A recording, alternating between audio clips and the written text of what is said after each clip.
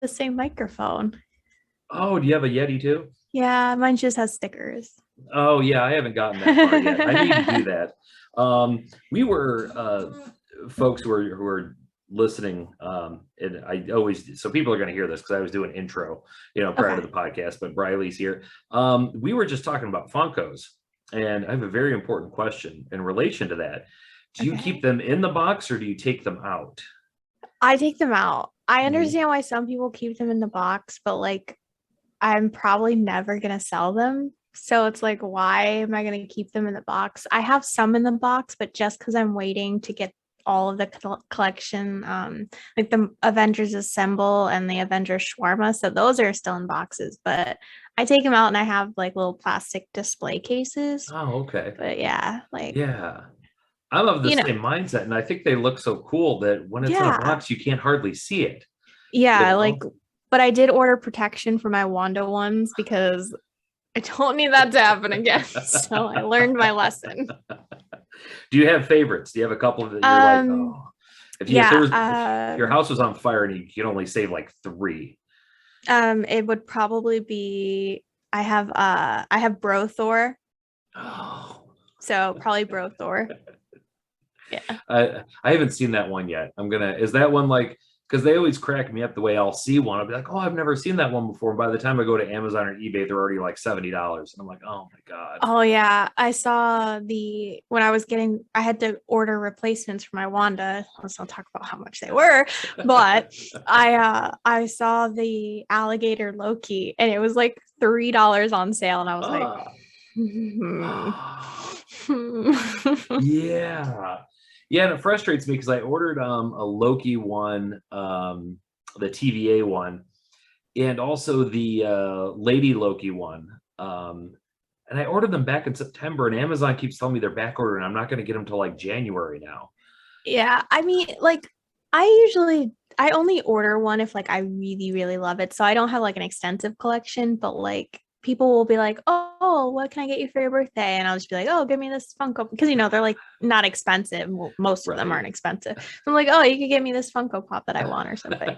So I only have like I have like less than 20 because I don't Mhm. I it takes like I have to be like, "Yes, I want this," because if I didn't, I would have so many. Mhm. So I have to Yeah, you can go be down the careful. rabbit hole real quick on those, for Yeah. sure. Yeah, for me it was fun because especially when they started doing like Funkos from like TV shows and movies from like the 80s and 90s that I was like, no way, Yeah. You have And like The Office, Schitt's Creek, and I'm just like, why? Why did you do this?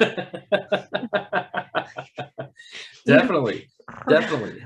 What do you switching gears a little bit, what's your current game vibe? Like what are you currently really digging? Like let's say you got all day, Mm, you're gonna be home by yourself, you decide you're gonna game. What one are you likely throwing in right now? probably Sims. I could play Sims for hours and hours and hours on end. But Yeah. yesterday we played Goose Goose Duck or Yeah, Gus I Duck saw Duck that. Goose. That one. That was my first time. That was a blast. That was a blast. I did not expect to love it. So Hmm. for like a multiplayer game, I would say that one was pretty fun. I would play that again. I'm gonna have to try like that one and like Among Us. I've never played any of those, and I keep debating whether I want to dip my toe into that pond or not. It's fun. I mean, the original plan was Among Us, but the servers have been wonky. So like half the people can get in and half of them can't. So we just went with Duck Duck Goose, Goose Duck, Duckling. I don't know the name of it actually, but because it was like it was easier and it's free too. So it's like, Mhm. free is the best. What are your sometime all favorites? Like you're like, yes, this Mm. one's like up there. Any Sims. I like Elite Beat Agents on Nintendo DS. Not a lot of people know that game though. I like Yoshi's Island, definitely. And I really like The Sims Herbs in the City. It's like a Game Boy Nintendo DS one. Yeah. I know it's nothing cool like StarCraft or Starfighter or something like that. Hey, everybody has their thing. Which call, because I frequently check in and out of your Twitch streams depending upon Mhm. what's going on in my life. If I've got time, I put it on and watch the whole thing.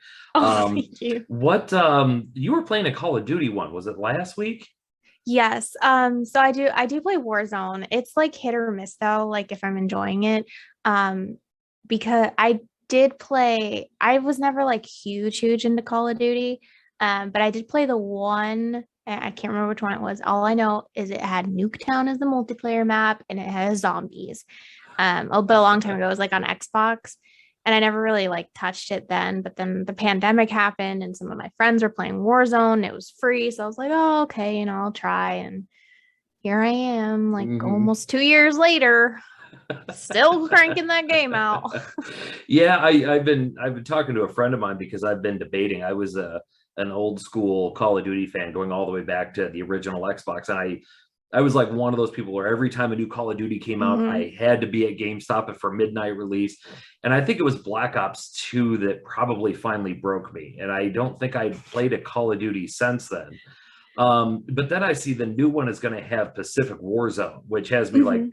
freaking out because that era of history is like one of my absolute favorites. And I'm like, I'm debating whether to get into that. But on the other hand, I sort of feel like if I do, I'm just going to get murked by 12-year-olds the whole time. I So mean, well, a couple things. It's free 99, so can't hurt to try. Mhm. Secondly, yes, you will get murked by 12-year-olds. I get told so many inappropriate things by 12-year-olds. Like, but it's okay because I got thick skin. Those 12-year-olds can't hurt me. I learned that playing Overwatch. Like I've played so much Overwatch, and I've heard I have had exes who have not said things that mean to me before. I was like, wow, and I don't even know you. Yeah. Okay, this is how we're doing this. Um, Question: I would love to eventually in this podcast. I could like, first of all, I could do a whole series of podcasts. By the way, just like asking you about Japan, but I'm holding off on that one. I'm waiting for the dam to break. But in relation to that, I have to ask: have you played Ghost of Tsushima at all? No, I have not. You're like the third person to tell me to play that game. So now I feel like I have to. Yeah, you definitely have to. It's an absolutely gorgeous game, and I spent a ton of time in college studying that period in Japanese history. And so for them to release a game that's like right Mhm. in that, it was just absolutely phenomenal. Visually, it is one of the Yes, most, I'll add it to my list. yeah. That's what games are like, stuff on Netflix. People are like, oh, you got to watch this, you got to watch this. And you're like, I've got 50 titles I got to get to first. But yeah, okay, definitely. That was, excuse me. Here's something interesting that I think that we connect on is that in one of your Twitch streams, you had mentioned that you were an Andrew Garfield Spider-Man fan. And I Yes. was so delighted to hear that. Absolutely. What I will just I'd love to hear you expand on that. So for me, I mean, I've watched all of them. Like Tobey Maguire was my first Spider-Man, Andrew Garfield, Tom Holland. Like they're all great, but Andrew Garfield for me really embodied who I thought like Peter Parker and Spider-Man was. Like this lanky nerd who had like these like he kind of knew he was cool but wasn't really cool type of thing. Like for me, that's how it related to like my feel from the comics. And everyone's like, no, Tom Holland's totally Peter Parker, but or yeah, Tom Holland's totally Peter Parker while Tobey Maguire's more Spider-Man or something like that. And I'm just like, so what you're saying is Andrew Garfield is an equal mix of the two, which means I'm correct, right?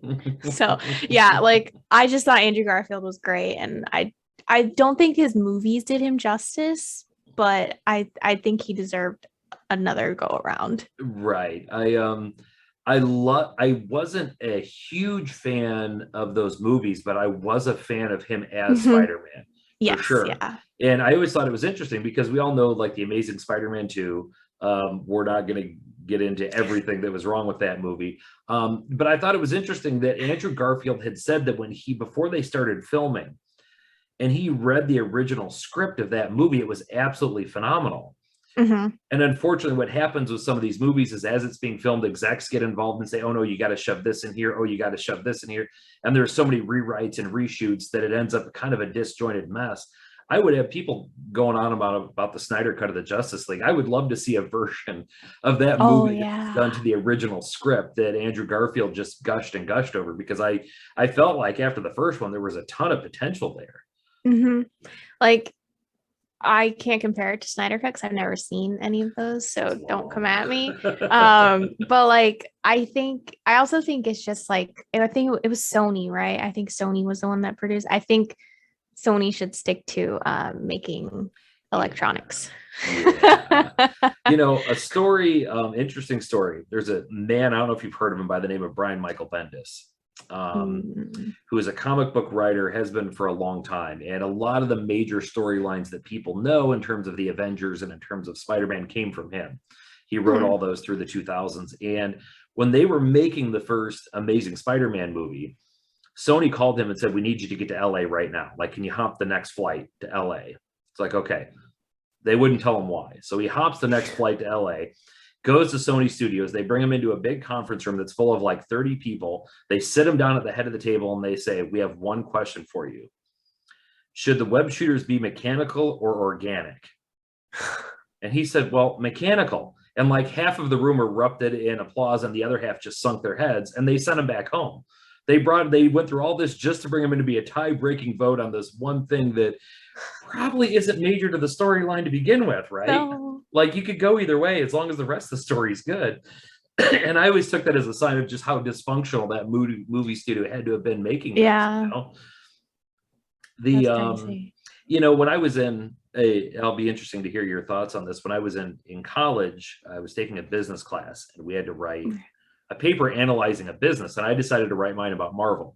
I've been a huge Marvel fan since I was a kid, reading, Spider-Man and X-Men comics.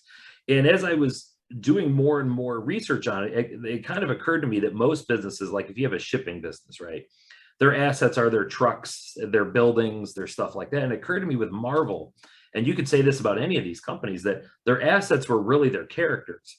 Hmm. Marvel's most important important assets are Iron Man, Captain America, Spider-Man, and what they do with those characters depends on how successful of a business they are.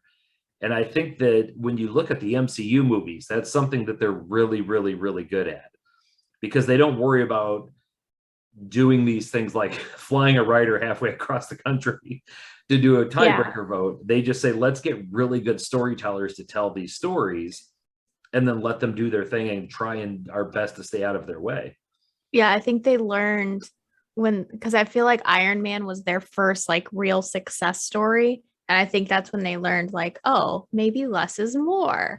Like, I mean, like less like being involved, like not as many like executive people getting involved. Like, let's just let the writer and the director like do their thing. So I feel like once they learn, like, oh, Iron Man, wow, we actually did something good for once. And it launched everything. They Yeah, just learned yeah. real quick, just stay out of the way, just let people do their things. um Scale of 1 to 10, how big of an MCU fan are you?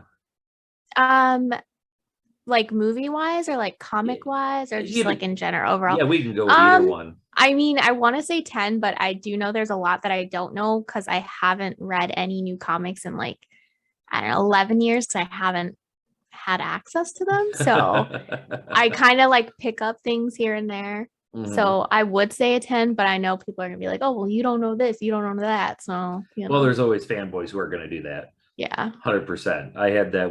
I went and saw Eternals last weekend. And for me, that was fun because Spider-Man, X-Men, Marvel, like growing up, I read all those comics. I don't think I've ever Hmm. read an Eternals comic in my I life. haven't. Like, I Mhm. don't know those characters from anything. So for me, it was fun just being exposed to something that's in the Marvel universe and has connections, but can be its own story without me going into it thinking, well, why is that character's costume that color? Is it supposed to be Yeah. that color? Have you seen that one yet? Yeah, I liked it a lot. And I think the people that hate on it were going in expecting an Avengers style movie, but it's like, do you guys remember like Iron Man wasn't super action packed either? It sets up an entire like storyline. It's a new story, guys. It's not going to be something crazy the first time you see it. Right. Like, So Yeah, and I liked it. you and me both. I really enjoyed it, and I was kind of shocked a couple days later to hear all like the bad press it was getting, and I'm still semi confused by it. Like, what are people so upset about? I mean, it was a good movie, had good acting, had good action sequences, it had a good storyline to it. Like, I guess a lot of it is people are like saying that. So on the good side is like, I can't remember the director's name, but she created a family style like feeling in the movie in one movie than the Avengers did in how many movies, and people are like, oh no, no, no, she didn't. It was such fake acting and blah blah blah. And there the CGI and all this stuff. It's like, oh my God. It's like the same people that hate on Shang-Chi. It's like they don't want to see a different style of movie succeed. Why are people hating on that one either? I The budget was a lot smaller, and they said the CGI was so bad on it, but like I fucking love it. That's like number two for me. Mhm. Number Shang-Chi is like number two for me. Yeah, it was. I saw it in theaters and just watched it again the other day when it dropped on Disney Plus. That's a great movie. Like, Yeah. but maybe that I don't know. Do you think it's one of those things where Marvel almost ends up a victim of its own success? Like, if everything doesn't from here on out doesn't live up to Endgame, it's going to get Yeah, trashed. I think Yeah. so. Oh man. But I mean, that's how you kind of can separate like the true fans that can see something for like what it is and not like expecting Endgame. Like, you can see like this is a different story. Endgame story is over. It's over. There's more to the story that they're giving us, and we need to accept that. Yeah, that because every single movie that came out prior to Endgame in some way, shape, or form was linked to Avengers. You know, Pretty inevitably much, that's yeah. so every single one, even like Black Panther and Ant-Man had that slightly Avengers feel to it. But Shang-Chi and Eternals didn't at all. I mean, other than the fact that mentioning that there are a few characters that kind of came over, but yeah, I don't have a single gripe about either one of them. The only problem I had with Shang-Chi is that the one guy in the kabuki mask, we got like no background on him. Like, he just showed up, was a badass, and Yeah. then died. And you were like, oh, okay. That's, but I wouldn't consider that a gripe. It was more of a something I would have had on a wish list. That's completely different. I think my only issue is with Eternals and how they said they couldn't interfere with Thanos, but their whole goal was to have the Earth as populated as possible. So I don't know. That part kind of made me a little upset. And they're like, "Oh, we just couldn't interfere. We were told not to." But it's like, your goal, what? So Yeah. that was my only gripe with Eternals. Like, that made no sense. That and if I understood it correctly, they're essentially androids, right? Like, Yeah, they're not like humans. yeah. They're created. Yeah. Why would you make one deaf? You know, I didn't understand that. Like, I love the actress. I'm not, no, no, yeah, I'm yeah. not hating on her, and I understand even Marvel's, and I applaud their attempt to be more inclusive and not everybody just be a white dude with great pecs. I get that, but that one, You you know, know, yeah, I mean, that does make a lot of sense. Like, if they're androids, why wouldn't they be like 100% perfect? But I right? mean, Yeah, I can't tell you if there was a like she was deaf in the comics either. So I couldn't right, tell you. right. Now I need to go look that up. Right. And it was one of those things because that actor has been in The Walking Dead for a number of seasons. And at first I thought in The Walking Dead she was just playing a deaf character, and then when I saw her in Eternals, I'm like, oh, she's probably deaf in real life, and these are the roles, and that's great for her, and that's great for Mhm. like I said, being more inclusive. And then when we got to the point of the movie where they revealed that they had been created, that they weren't organic, my brain just kind of started buffering. Like, wait, what? Yeah, because I can see. Yeah, that is pretty confusing. What? How about the MCU shows, the ones that are on Disney Plus? Are you into those? I've seen all of them except What If. I haven't watched What If yet. Oh yeah, you mentioned that last night, and I about blew Yeah. my lid. Yeah. No, it's just like I just haven't had time. Like, Mhm. I have a lot of shows and I don't have a lot of time to watch them. So like I'm still watching right now. I just finished I Know What You Did Last Summer, that TV series. Um and 911. American Horror Story I finished recently. So I'm like my time is clearing up because like I only can watch like maybe one episode of something a day. Now But the like I can sit and focus. right, yeah, that's the problem I have is I have the hardest time. Like if it's a show, I can sit and watch an episode or two, and after that, I just can't stand sitting that much longer. I've got to get up and go do something. The that I know what you did last summer. Does that take place in the same universe as the original movies? Is it like a reboot? I don't think it takes place in the original. It's a whole new cast. And Okay. oh yeah, no, yeah, because it's based in I think Hawaii. Oh, okay. I wondered because actually I'd never heard of it, and I'm like, what? And then I start reaching back because those movies were like '90s movies. Mm-hmm. Jennifer Love Hewitt, and yeah, wow. Well, you said that you had the Wanda um, Funko Pops. Is that your favorite of the MCU shows, WandaVision? Oh yeah. Yeah. WandaVision hands down was the best. And I will fight anyone that says otherwise.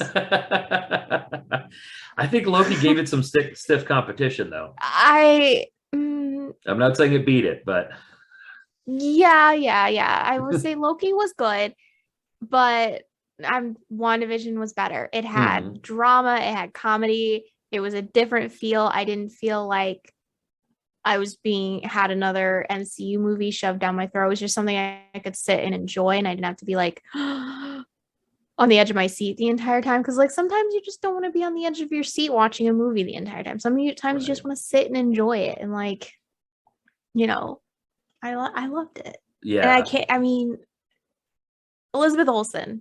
Who doesn't fucking love Elizabeth Olsen? Like, amen. like, I'm sorry. She's incredible. She's absolutely incredible. And the one part of that show that I started absolutely busting up laughing is that when she was originally approached by Joss Whedon to play the character in Age of Ultron, the very first thing she did was got on Google. I was watching an interview. She was talking about this. She got on Google and looked up the character and saw her costume in the comics. And went, oh my God. And Joss Whedon told her, like, no, don't worry. We're not going to put you in that costume. And then when she popped up in that costume in the show, I just started busting up laughing. Like, I think I loved it, though. I thought it was a really good tribute. I liked it. But you could see they did a lot of adjustments. So I thought that was nice. For sure. And I think the thing that I loved about that show is I figured out after about the third episode, stop coming up with theories as to what's happening.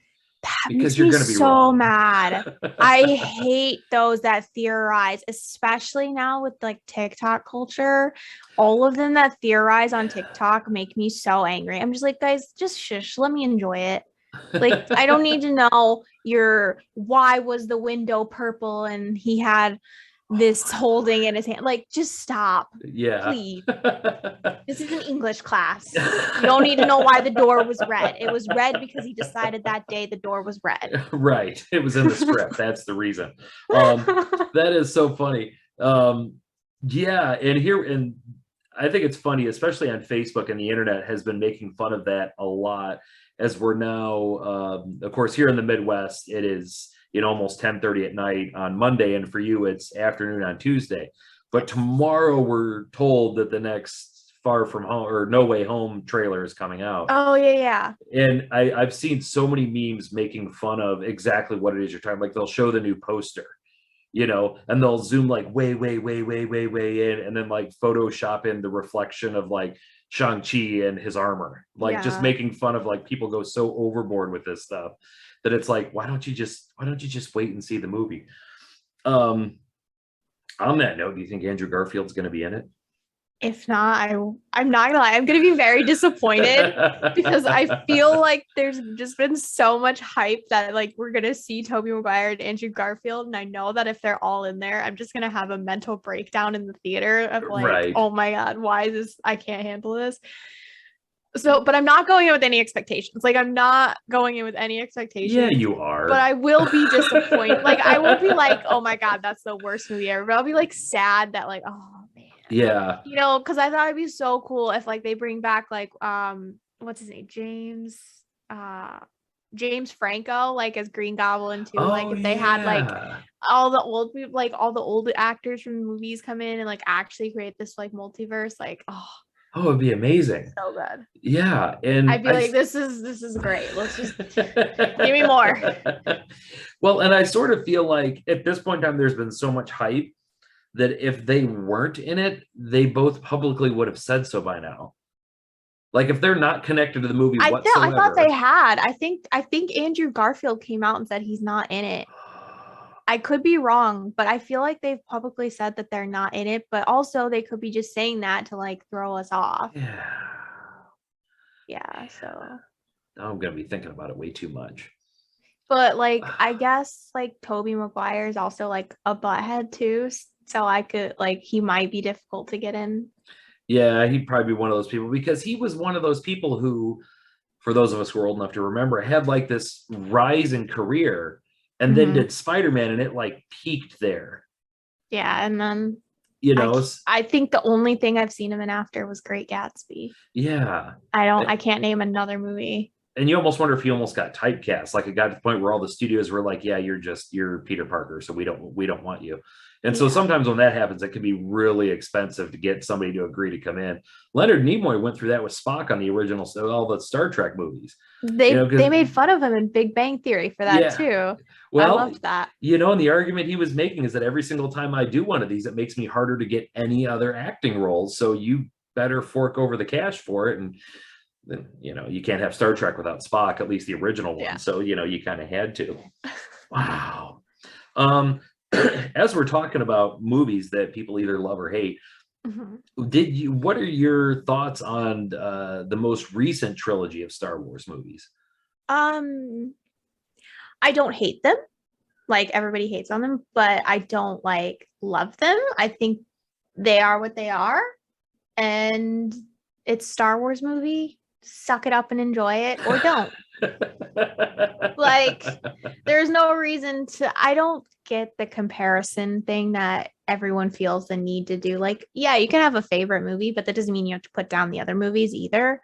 Um, I think the Star Wars fandom is very toxic Yeah. in that aspect of things, that if you don't like someone's favorite movie, they're just going to harp on you, hate on you, all this. If you have a hot take that is not a popular opinion, they're going to hate on you. Like I I know that they changed writers from the first one to the third one, right? I believe they I changed think so. writers, and I think they had set up a very good story and then just let us down. But Mm-hmm. it is what it is. It was their decision. We can't change it. Right. I doubt they're gonna make another trilogy. Yeah. Probably just gonna get one-offs from that. Well, Star Wars is, and you're right, like Star Wars fandom is so toxic, and it worries me a little because the Marvel fandom is starting to get that way, Hmm. and that's bothering me a lot because I sort of feel like as nerds, as a community, as a large conglomerate community that we are, whether you're into Star Wars, whether you're into Pokemon, it doesn't matter. We should all just, I mean, the majority of us, especially as older nerds, got bullied a lot as a kids because of it. Hmm. So shouldn't we all just love the fact that we love what we love and not have it to be this fight and this need to Yeah. one-upsmanship everybody? It's like, yeah, as growing up, like younger, we got bullied for liking these things. And it's like, that's exactly what you're doing now. Mm-hmm. Like, do you not see the resemblance? It's like hating on new people that just started watching Marvel because they watched WandaVision. It's like, you're gonna love it. Like, you're gonna love it. Like my friend recently just watched all of the MCU movies. We did like a watch party, and I always picked on him, but not like meanly. I would just like make fun of him a little bit, like, oh well, I guess you didn't get that reference, kind of thing. So he finally watched them because he had watched WandaVision, and he was like, oh, these are actually really good. And I was like, yeah, we could watch them all together. So it's like, I don't get the whole bullying point. Like, if I'm gonna say Jar Jar Binks is the best character in Star Wars, like, what are you gonna do about it? Are you gonna fly over to Japan and wave a finger in my face and tell me I'm wrong? No, Right. no, you're not. You're gonna go back to watching Star Wars and Yeah. shush your mouth. Well, and I feel like the internet and especially TikTok culture and some of those, I think exasperates that because everybody's trying to get noticed. So the louder you yell and the more controversial your opinion is, Mm-hmm. like I say, nothing makes news like outrage. Nothing gets clicks like being angry. Yeah. And I would, gosh, I think as a director or a writer, you'd be really, really intimidated to take a Star Wars gig. because every single fan is coming in with this huge weight of expectations. And how do you ever hope to like even remotely fulfill any of those whatsoever? You don't. You say this is my story and you're gonna like Mhm. it, bitches. I love it. That's my I'm gonna get a t-shirt made that says that. That is great. Well, especially and it's been interesting to watch because as somebody who I'm at least old enough that I saw Return of the Jedi in theaters. Um, and then the second trilogy, the prequel trilogy, came out Mhm. starting, I want to say, when I was like 19, 20. And it was interesting how, and of course, as a young kid at that age, I was not a fan of the prequel trilogy. I didn't hate them, but I didn't think they were great. And eventually I had to realize, like, as somebody who's a kid, you understand, we went 20 years without any new Star Wars. We went 20 years with Mhm. just the original trilogy.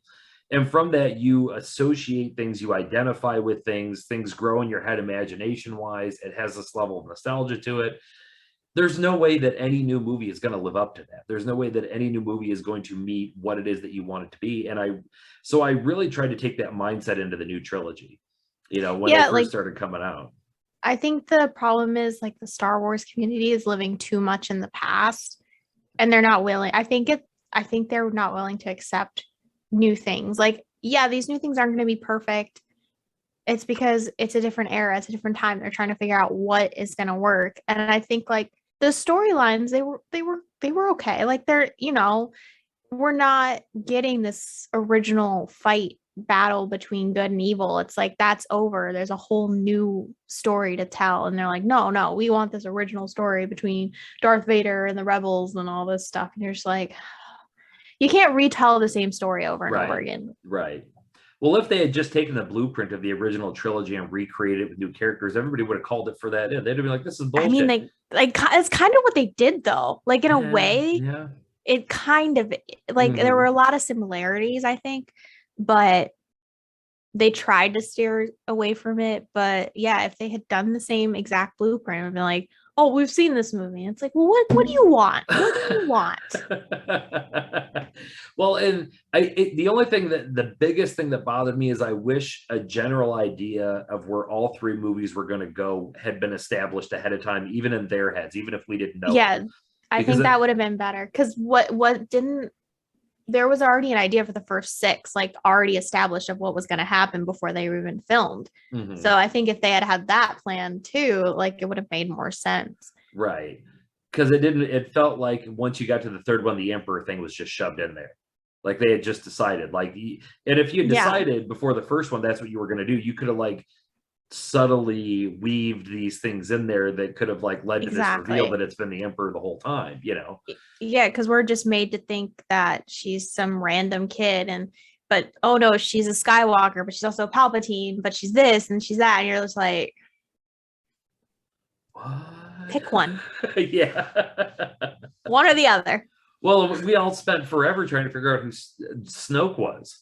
Like, who is this guy? He's like all Oh messed up. He's yeah. weird. I forgot about him. Yeah, he's old enough that like we should know who he is from the original trilogy, but nobody knows who he is. But And then he just kind of dies. yeah, And you're just like, unceremoniously. okay. Yeah, no, I even forgot he existed. I'm not even gonna Yeah, lie. I was like, wait, he was very insignificant, yeah, obviously. yeah. And then when you get to the Rise of Skywalker, there's like a pile of Snokes in a formaldehyde jar, and you're like, okay, so that apparently wasn't a big deal. Yeah. Yeah. So I have to switch gears to like what might be the most important part of this podcast because I have to ask you about Japan because Okay. I'm one of those people who has never been to Japan. Since I was about 11 or 12 years old, that has been the absolute top of my travel list. As I said before, when I was in college, I took a ton of college classes on Mhm. Japanese history. And culturally, aesthetically, I am just 100% fascinated with the land, like completely. Everything from the beautiful to the ugly underbelly that all countries exist with. Mhm. Um, and I know somebody I think it was on an Insta story, had asked you how you ended up in Japan, and you had just said it was a long story. Got any Yeah. more to expand on that? So it was 2013. 13, my dad got stationed in Okinawa. I was in college at the time, and the agreement was that I could continue to go to school and live with him. There was a lot of stuff before that, but that was what we came to. So I moved with them to Oki, did all my college, finished, and I just like Okinawa is like Hawaii of Japan. So it's different. Like Okinawans don't consider themselves like fully Japanese. They have their own Right. history, they have their own culture, their own like way of life. Um, so I had really fallen in love with Okinawa. And eventually my contracts were up, so I had to leave. So I was back to the States for a few years, and I was just trying to find my way back here, and work and things planned out, and I was able to come back. So Mhm. here I am. Where are you currently at now? What area? I'm in the Kanagawa area, so I'm not in Tokyo. I'm a bit outside of Tokyo because Tokyo is Mhm. just very expensive. Yeah, Tokyo is that, expensive. that's what I hear. Yeah. What what is it that you love most about it? What was it that really drove you to just want to come back? Um, well, I also moved here at like a very like young, impressionable age. Like I was a young adult. And it's mostly just like the feeling of like being safe. Like I can go out at night and I don't have to fear like walking alone or like, something happening to me on a subway, even though there's like some random stuff happened recently, but it's like very rare. Um, and just like you never feel like out of place. I don't know. Some people say they don't feel very welcome here, but I mean, some people don't take the time to learn the culture. They don't take the time to learn some phrases to get by. Um, and like I can definitely understand Japanese more than I could speak it. So I think like that gives me a little bit of like level of respect because I can like listen and it takes a bit to like, understand, but I'm like, okay, and I'm like thinking in my brain, okay, oh, this is what they said. And I like try to find a way to like communicate back if I can't say what I need to say. So I don't know. It's always just had a soft spot in my heart. Well, it's such an absolutely beautiful country. I mean, It culturally is. speaking, landscape wise, I mean, it's absolutely gorgeous. I have a number of um, I guess Japanese Instagram and social media accounts that I follow that are just like visit Tokyo or visit Kyoto, and Mm-hmm. they're always posting pictures of different stuff, and you're like, oh man. Now I live here in the Midwest, and so there's sometimes I wonder if is it. I don't think it's one of those grass is greener on the other side. Like it is genuinely gorgeous. I mean, I've lived in Florida, California, New York, Georgia. Yeah, grass is greener. What have you ever had a desire to like really like totally learn the Japanese language? Uh yeah, and I mean I have tried, but it my brain holds a lot of information. Like there's a lot of things that like people don't know about me that I know that I study and like things, and just language has always been a hard thing for me to pick up, which is weird because I teach English as a second language, but like learning other languages has always kind of been one of those things that I've struggled with. So I've tried. I've recently found a new tutor, so hopefully I can try again. But yeah, I've tried books. I've tried like Duolingo. I don't think I'll ever be able to fully learn it like and speak as fluently as I would want to. Just I don't think my brain has the capacity. hmm Yeah, well, and speaking it and reading and writing it that are two completely different. I have Hmm. several, and I know you've seen this, I realize, but I'm just saying this for the people out there who don't know. I have several academic level books, like history books that are in Hmm. English and Japanese.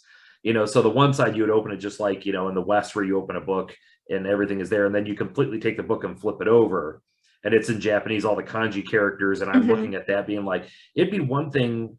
It's difficult as, and I tried Duolingo and I tried Rosetta Stone several years ago to learn Japanese. And I got to the point where I'm like, my brain was just kicking it out like a program it couldn't handle. Like, nope, nope, Yeah. nope, we're not doing this. Um, but to read and write it on the other hand would just be like, whoa, I can't even imagine. Yeah, like I know some people that pick it up very quickly, and I'm extremely jealous of them. Extremely jealous. Just like unfair. Some people just have those brains, and you're absolutely right. It Yeah. makes me so angry. I'll struggle with something. My daughter is 9 years old, and for 2 years now, she's already been learning Spanish at school. And she'll just like, because she goes to this special school where they started learning Spanish from kindergarten. Like as they were learning one, two, three, four, Oh. and A, they were also learning it in Spanish as well. And my wife is part Hispanic, and so they'll sit there sometimes and have conversations right in front of me, and I'm like, knock it off. You're like, I know you're thanks. making fun of me, Like, thank you very, very, very much. So aside from the typical, I guess, American view of Japan, and Japan, and sushi. Mhm.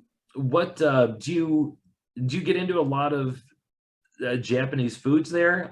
I guess the weird question that I have is sort of like, as an American living there, is it one of those things where if you're going to live there, you need to really get into Japanese diet, or is there Um, enough international diversity there? there's definitely a lot of international diversity that people don't realize. Like down the street, there's a halal restaurant from me. There's a lot of Indian restaurants, a lot of Chinese restaurants, lots of pancake places. Like people don't realize the Japanese freaking love Hawaiian food. Like I'm Really? not even kidding you. There is so much Hawaiian food. Hmm. Like it's crazy. Then you've got like burgers, people like yeah, like there's so much. And of course you got, Japanese restaurants. But yeah, I think it's just like if you kind of travel anywhere, is if you look hard enough, you can find places to eat like that Hmm. you like. So you could live here and never have to eat a bowl of ramen. Hmm. You would be fine. There's plenty of places. I love that stuff though. So I'm like for me, Well, ramen, yeah. sushi. We went to eat at a Japanese restaurant this past weekend, and it's like a Japanese restaurant, not like an Americanized Japanese restaurant. And my oldest son, who's 18, has gone on and on forever about how much he loves sushi. Well, the sushi he was getting was like the sushi from like the local grocery store, where it's just like imitation A crab meat and sushi rice, roll. and Yeah, yeah. yeah. Gotcha. And I'm like, no, no, no, no, no, no. We're getting a California roll. We're getting a tuna roll. And all of a sudden he was like, oh my God, this stuff is amazing. I'm like, yeah, now you're eating sushi, my friend. Now, don't get me wrong, like the squid stuff I can't do. I have a mental block on my brain. I can't go that far. And I'm sure it's nutritious and it tastes good, but there's something about it that I still can't get myself to just put it in my mouth. I don't know why. Yeah. It's okay. I can't either. I've tried it. I don't know. What this is and I realize that this is it's very it as humans, first of all, but I think secondly, as Americans, we have this tendency, like, we want to just categorize everything. Like we just want to say, like, all Germans are like this and all Japanese are like this. And I mean, you can't even do that with Americans. Like the fact that we can't even look in the mirror and say all Americans are like this. Well, yeah, some are. I Um, mean, I can think what other countries would say about us, but right. that's probably not appropriate. That's funny you say that. That's exactly the question that I have for you, is sort of in your Oh, experience there. What's kind of the view that Japanese people that you've met have of America and Americans? I'm not going to get into it, but obviously it's a very complicated history. But in the modern day and um, age, so in Okinawa, it's a little different because Okinawa was like, the history about it with World War II. Um, so I had a lot more I would say apprehension, like when people would see me, like a little bit more apprehension on their side, not like distaste or like disgust or anything. They were just kind of like, in like the more like rural countryside of that area. Though it was basically, oh, you're an American, cool. I remember what you did to our ancestor type of thing. Um, Here in like mainland, the city, I mean, most people think Americans are cool, I guess would be like an okay word to use. But I would say generally they find us interesting because especially when it comes to language, I've learned that a lot.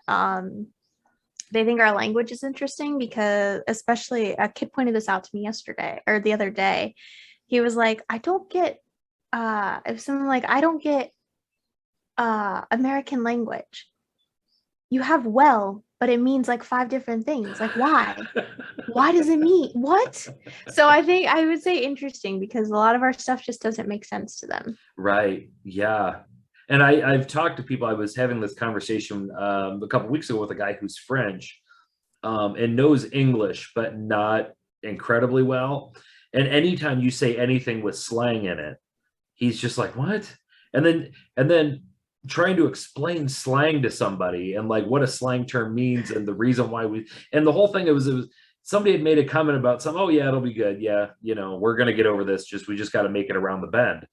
And he was like, what does that mean? Yeah. And I had to be like, oh shit, I got to stop and think what it means. I mean, I know what it means, but what does it mean?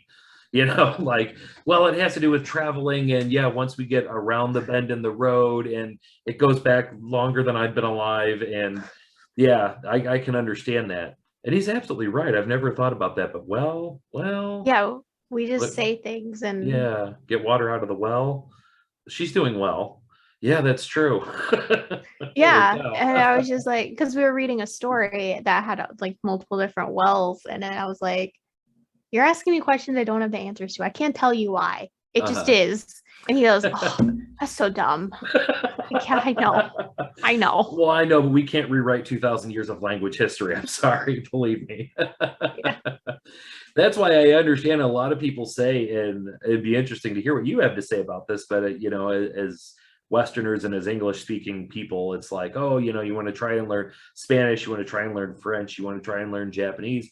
But I hear a lot of people say that actually in the world languages, English is actually one of the hardest to learn if your brain's not geared that way. Like some of the other stuff, like, French and Spanish and English, at least all have their roots in a common Latin language. But anytime you get to the East, it's a completely different beast.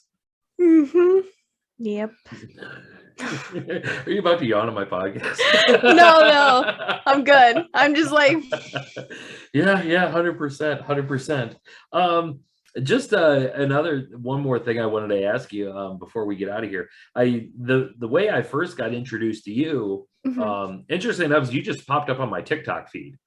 Like I was just scrolling through TikTok and I'm like, oh, that was kind of interesting. And I don't know how their algorithm works, but then it was like 4 videos later, there was another one of you. And eventually I'm like, okay, who is this? Like, oh, cool. Instagram. Oh, cool. Wow. Twitch stream. Sweet. Let's do this. So in your time doing Twitch streams, doing TikToks and stuff like that, how's your interaction been with the internet world? Like in terms of how they've treated you and okay. Wow. I have been mostly lucky on the TikTok side where I haven't had like too many of like people that are like mean. Most people just like to like harp on some of my Japan videos. They're like, oh, have you never been to McDonald's? There's plastic wraps in McDonald's, like, stupid stuff like that. Or like they'll just say like, that's dumb. That's not interesting. You're not interested. I'm just like, okay, you 12-year-olds. Okay, right. Cool. I've been through puberty. You can't hurt me. Instagram is more annoying for me because I come from, so before I was like doing the whole Twitch thing and stuff, I was modeling a few years ago, and that kind of was how my original Instagram following kind of grew. I wouldn't say it was like big, but like, I had a couple numbers and I was like, oh, I'm kind of cool now. Yeah. And so like people kind of expected like the professional high quality modeling photos. So when I kind of switched gears and I wasn't doing that, I was doing like more of my gaming and Japan stuff and like stuff that I was interested in. It was kind of met with a lot of backlash. So that was a little tough to deal with. And now it's just kind of like I get a lot of these things, like I get a lot of messages that are like, oh, do you have like an OnlyFans, or can I buy your nude photos or stuff like that? And it's just like, if you had taken 3 seconds to like say hi or introduce yourself, you'd learn like that's not my style, that's not what I do. Like nothing against people that do that at all. That's just my personal preference. And then I'm like, but, or they're like, oh, and then they'll like try to carry on a full on conversation. I'm like, well, I work full-time job. I do all these other things. Maybe you want to stop by Twitch sometime, hang out. They're like, oh, I don't have time for that.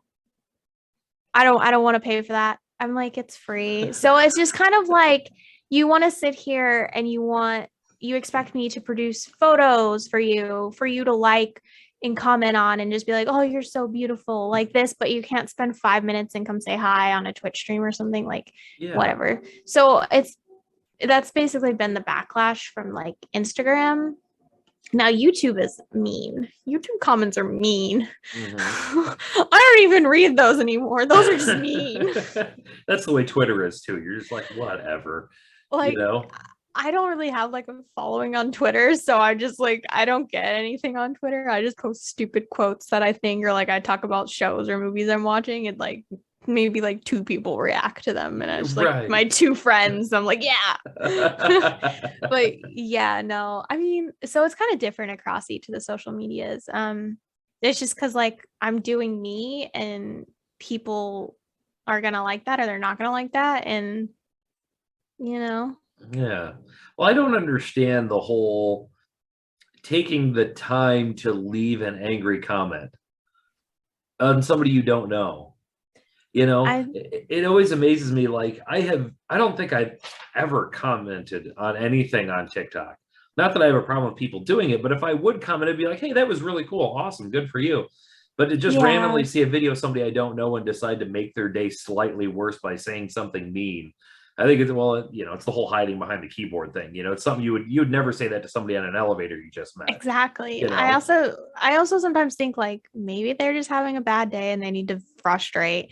But I'm not gonna sometimes I'll give them the time of day and respond, and I'll just respond like something nice, like, oh, okay, thank you. Or like, thanks for boosting my algorithm, or something like that. But like I think I've only ever had to go after one person like one time because like they were just really harsh on me. They were just like, basically we're like, oh, you're like a clout seeker, you're gonna have an OnlyFans in a month and a half when no one else wants to hear your voice or anything you do. And it's been like 6 months and still don't have one. So. Like nothing against that, but just like the assumption that is like 50% of like the social media is just like, oh, you're a pretty girl, give me something kind of thing. Yeah. Yeah. Yeah. So it's those are the kind of people that I will like fight back against, and because I don't think that's the right mindset you should be setting for people. Yeah, like what is this mindset that thinks that you're owed anything by somebody you don't know? Yeah. The only thing you're owed by somebody you don't know is common decency. You're not owed anything, and I feel for it. And of course, obviously I'm fortunate in the fact that I am a guy and I don't deal with that. But it's interesting that you say that because I've done enough podcasts with women who have said things very, very similar to what you're saying. And it's a broad spectrum. Like I did one with a fantastic person by the name of Sarah Bendrick, who had a landscaping show on DIY Network. And she was telling me almost the exact same things you were, is like her Instagram inbox will just be full of people like, hey, you're hot. I liked watching you spread that mulch. Can you hit me up sometime? And it's like, she's like, I went to college and have a TV show. What makes you think, Joe from Arlington Heights, that I'm going to say anything to you, and it sickens me. It really does, especially somebody who, and I hate to pull that card, but now as somebody who has a daughter, and I have to say as a guy, you begin to view things differently when you have a daughter and that girl is growing older and older and older. And you're like, I don't want you to ever have to be subjected to this bullshit, because it's just still to this day, I cannot wrap my brain. I'm aware that it's there. I don't entirely know why it's there, but it's just a sad fact of reality. I usually, if someone says like something like that, I'll like give them some witty comment. Like I think one recently was like, oh, hey, how are you? Do you have a Snapchat? I was like, no, I do not have a Snapchat. And if I had a Snapchat, I would not be giving my Snapchat to a stranger. But you're more than welcome to come introduce yourself on Twitch, where I hang out with, people for quite some time for free. And, you can see me face to face. you know, as much as we can face to face, but no, you will not be getting a Snapchat from me. Thank you. Bye. Well done. I like it. I Like, like it a lot. I have to like educate people so often, and I'm just like, it's like, I don't know. You want to scream it from the rooftop so everybody I can just hear it do. once, right? Like just stop doing it, you know? Yeah. My gosh. And it was like I've become friends with, because I've had on the podcast before, Whitney Martin, who's a local newscaster here. And she was even talking about like people on her Facebook page, you know, because she has a private page, which is like just her actual like real friends of him, then has like a public page for all the new stuff. And like this whole comment thread will start on her weight. Like, I thought that can't be her. She used to weigh a lot more, didn't she? No, I think she lost weight. And she's like, guys, you know, I can read this, right? Like, you know? Yeah, I just, yeah, people suck. Yeah, they do. So, if I come away with anything, it's everybody stop being toxic. Stop being mean to people, Exactly. especially people you don't. I mean, don't be mean to people you know, unless they deserve it. But especially don't be mean to people you don't know, because I think that's just like, you know, and it becomes cliche, and it's cliche for a reason, but you never know what people are dealing with. You don't know what's going on in their life. You don't know what kind of day they're having. And to just add to the negativity in the world when there's already way too much of it there to begin with is just not like, if you feel that you need to get your whatever on by being mean to people on the internet, you need a therapist. Hashtag mental health week. Like BetterHelp yes. on your phone. It's like very cheap for therapy. And I highly recommend anybody go do it. If you ever get the inkling to write a mean comment, you know, unless somebody says something ridiculous like Jar Jar Binks is great, then, you know, go to town. But that was just for you. I don't actually mean that. You know, as a side note, this is what's hilarious about Star Wars. And because I was one of those people in the original trilogy came out, I hated Jar Jar. Like, oh, I hated Jar Jar. But then I got to keep in mind, my youngest son was a kid when those movies came out. And so as a kid, he loved Jar Jar. And then when the new trilogy came, he's like, hey, do you think that like Jar Jar's going to be in them? We don't know how long Gungans live, don't we? And then it was like the first time it kind of occurred to me that there's like a generational thing here. And that whether you like that stuff is largely dependent on what age you were when you were exposed to it. You know, I think that might be why. Like, I love Jar Jar. I love Ewoks too. Yeah, like me too. I think they're great, and people are like, the Ewoks are so annoying. They're dumb. Like, they're cute little teddy bears. Shut up. Yeah, who beat the crap out of a whole legion of stormtroopers. So I mean, say what you want. But that's the thing. I want to say I was like 6 years old when I went to the theater and saw Return of the Jedi. And how are you not going to freak out over Ewoks? Yeah. Like, it was like your teddy bear, but it was badass. Yes. They were just chucking rocks and like, we don't care that we're midgets. We're, you know, we don't care we're in the Stone Age. We're going to jack you up. And it was awesome. And I loved it. And I still think it's great to this day. So, you know, fans take it for what it's worth. Well, after everything that's been said, I have to say thank you so much for giving the time of day to this random person on the internet who messaged you and said, hey, do you want to come on my podcast? No, I appreciate it. Like, I'm still getting used to doing these. So I'm like, I still get nervous every time because I'm like, what if I say something stupid? Like, you know what? You have to embrace the suck. Okay. Because I've been doing this for over 2 years now, and I'm still thoroughly convinced that I say a lot of dumb shit every single episode. So I just accept the fact, like, hey, I'm an idiot, and my fans apparently are either tolerant of that or like it. I don't know if they listen to my podcast because they genuinely like me or they just enjoy a train wreck. I'm not sure, but whatever works, right? Just don't read the comment section. Okay. They're gonna be like, don't have her back.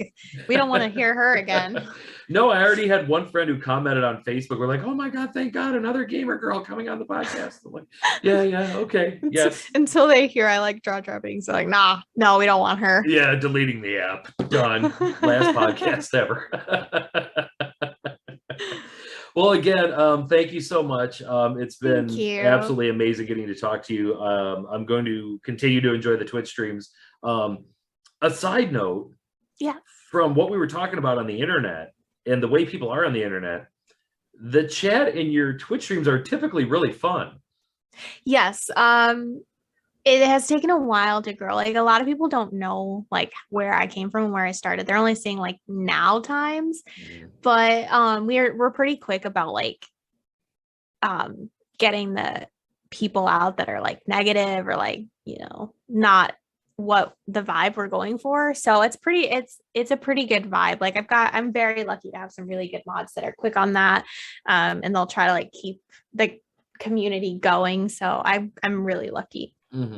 It's a lot of fun there because I have a couple people that I follow on Twitch, and sometimes you get into their streams and you just almost want to completely ignore the comment section because you're like, oh God, grow up, shut up, Yeah. shut up, shut up. But yeah, that's one of the things I've enjoyed is then yours is not only can I enjoy the Twitch or whatever's going on, but the conversation typically is fun, funny, kind. So hats off to you for that, because I know that's not something that's easy to do in this day and age. No. I'm very, very strict about like what is allowed in chat. And if I see something, I will shut it down quick. But I always try to get like, those that are in the chat involved in the stream, whether it's like they play or like doing bets or something. I don't know. Some randomness.